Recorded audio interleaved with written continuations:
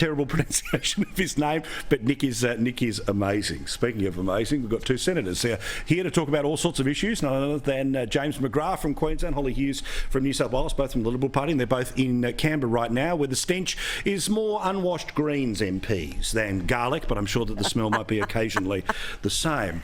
Now, I want to ask you first, James, this idea from the Queensland Attorney-General that the age of criminal responsibility in your state shouldn't be 10, shouldn't be 11, shouldn't be 12, shouldn't be 13, but you get a free pass till you're 14.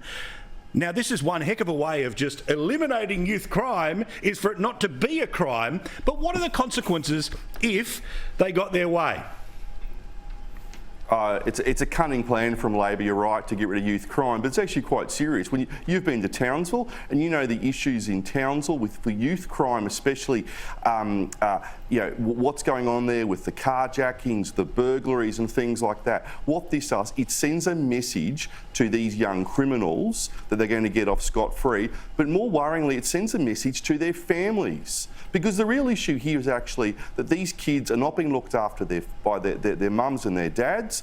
They're going out in the street, they're committing these crimes, and now the government's saying, oh, it's okay, you can go and steal these cars, you can rob these homes, and we'll just give you a pat on the wrist. This is classic Labor. Labor are soft on crime. It's in their DNA. This is a really, really worrying message that Labor are sending to these young criminals. But also, Holly, these are the people who, certainly in terms of Queensland, when they thought it was politically advantageous, let's pretend that we're going to put GPS tracking devices on youth criminals, but now they're secretly advocating for them not to be counted as criminals at all. Yeah, look, I think James is exactly right when he talks about the implication for families.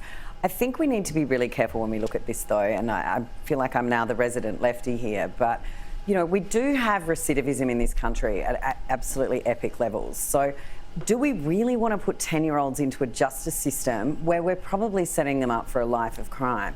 Do we need to look at the family environment where they are, and perhaps that's not the environment they should be in?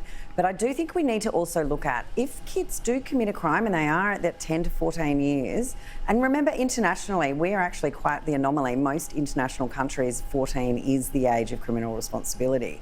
But are we going to have exemptions for things like rape and murder? Because we do know that there are 10 and 11-year-olds raping 6-year-olds in parts of this country.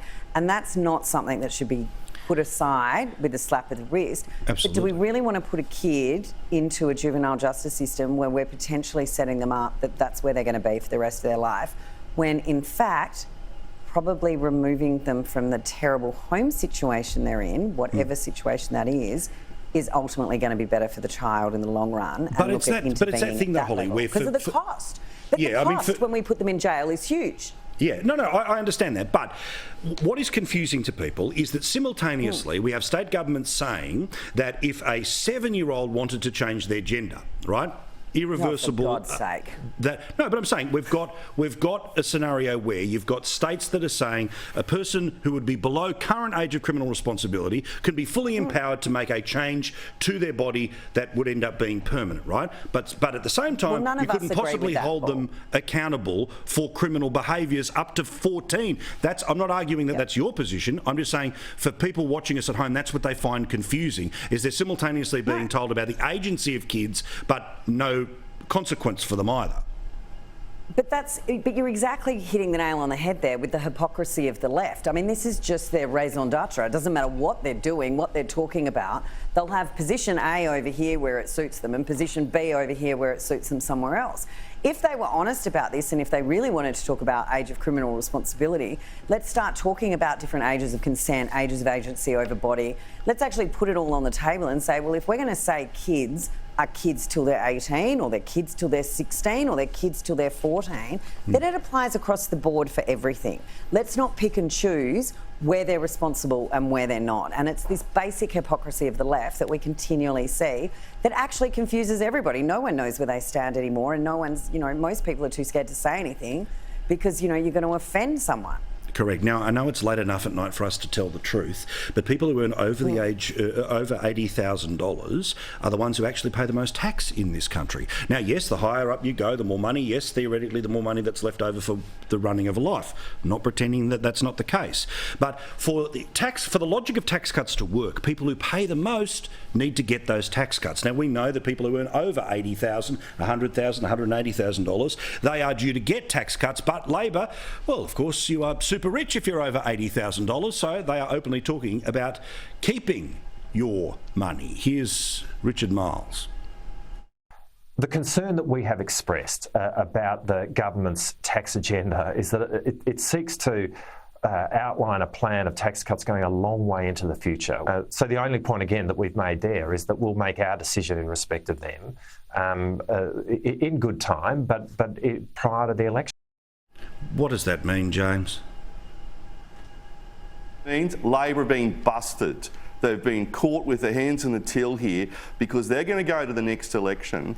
They're not going to deliver on tax cuts. So this is so simple. At the next election, there's going to be only one party. The coalition are going to be promising and delivering tax cuts. That's the Liberal Nationals. And you've got the other party of government, the Labor Party, who are going to be promising to not deliver tax cuts. And in fact, what they're probably going to do is, we know what Labor are like, they'll find some other things they want to tax. We remember what happened in 2019. We remember what's happened pre. We're going to go back to the carbon tax. What do we want it to be?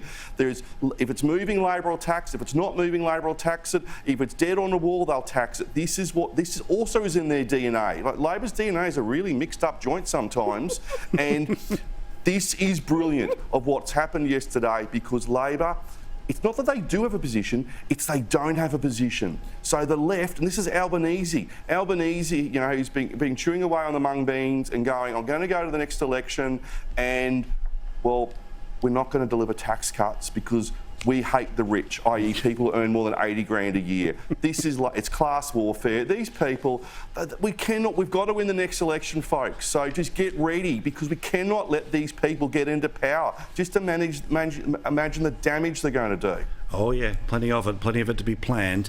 Now, Holly, as well, can we just take a second for the collective chill pill, right? Now, whether it's called a vaccine passport or not, the Prime Minister has made an entirely sensible suggestion, right, which is, if state premiers are going to be lunatics and lock the borders at a moment's notice, then there should be a way around those border closures. The way around those border closures should be common sense, and they shouldn't be happening in the first place. But perhaps a way around them is that if you have been vaccinated, then you'll be able to get around border closures. People lost their brains about this in the past few days, but it's pretty obvious what he was saying, right? Well, never let a good scare campaign get in the way of a logical argument. And the reality is, if we didn't have premiers having a knee-jerk reaction of closing borders after one case appearing, I mean, I always sort of get slightly amused when Sydney gets locked down, because Sydney is a pretty big place and you have one case about 60 k's from the heart of Sydney, but let's lock down all of New South Wales from every other state. And the reality is, people might say they don't want a vaccine passport. I hate the term vaccine passport. I don't think it's the great, what we should be saying. But what we're talking about at the moment, every other state other than New South Wales, you fundamentally need a border pass to get into. It's like a visa. Yep. And quite honestly, if you've had to fill out some of these forms, because like James, he and I are travelling all the time, we're becoming very familiar with these border passes, getting off planes, getting our temperature taken, asking if we were anywhere near an alleged hotspot. I mean, they really need to get a map sometimes, not just of the city we live in, but the entire country. But the reality is, we fundamentally have a visa system at the moment everywhere except New South Wales. So a nationally consistent approach is a sensible one. Australians should absolutely be able to travel within the country without any issues whatsoever. But if it is giving people freedom of movement with a vaccine, you can get that information on your MyGov page anyway. Yeah. We are currently checking in every place we go with a QR code. If anyone's worried about Big Brother, mate, you've missed that boat. That's, they know where you are every second of the day. Let me tell you, no one's that interested. Yeah, this has been my thing, James. No one's that interested. People should get over that they think they're that interesting. Most people are not that interesting.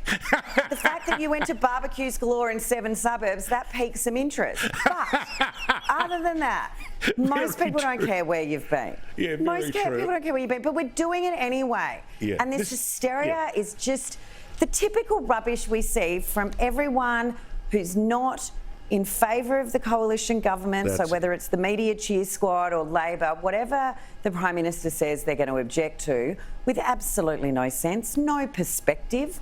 It's COVID. No one's living life like they were. We go to the supermarket, we stand next to someone 1.5 metres away from us.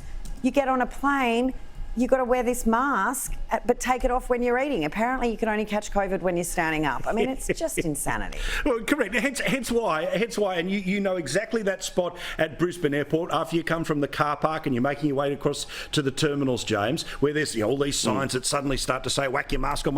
I get it on the plane, right? You can't do social distancing. But you can social distance certainly all over the airport. You have the signs everywhere and the people waving at you. I posted about it and made a little joke, and then Instagram instantly put the sort of misinformation sticker over the top of it. Look, I get it. The passport, bad term. But the idea that these premiers, that there has to be a way of breaking people like Palaszczuk's ability to say people who live nowhere near hotspots can still come on holidays in Queensland. I know, it's just, what it is power, because these premiers have become these little tin pot dictators. And they love the power. And they love the fact, and where's my phone? It's on my desk here. Look at the phone. That you use this to track you everywhere, and the premiers love it because they can control us. In Brisbane Airport, I mean, I flew out of there today to come down to Canberra, and you've got to put the mask on. It's just bonkers what's going on. It's completely nuts. Look, I will follow the advice of the medical scientists before I start getting yelled at by the men in white coats. Put the caveat on. Blah, blah, blah. Kiss the ring. But geez, it's just, why can't we have some common sense in Australia? Why can't we have some common sense in Queensland? Look, we've gone through a pretty horrific time, and most people, nearly all people, know what to do. You know, you got to wash your hands now. Yeah, good on you. Just you don't have to cuddle people. And you know those people who those face invaders? It's brilliant because now they stop doing it. You just shove your elbow out. You're right. Although I'm going to admit something here. I'm really naughty. I actually hate doing the elbow. I try to not do the elbow. I'm a handshaker, and it's just I'm going to go to hell. So I know. Watch out, well, mate. I'll see you there, mate, because I'm a kisser, so we're all okay. Right. Well, hopefully we've provided enough outrage for the Turnbull Times for the next couple of days, so they've got their clickbait going. Thank you so much. Thank you, senators. Do appreciate it. Now we're going to keep an eye on Daniel Andrews.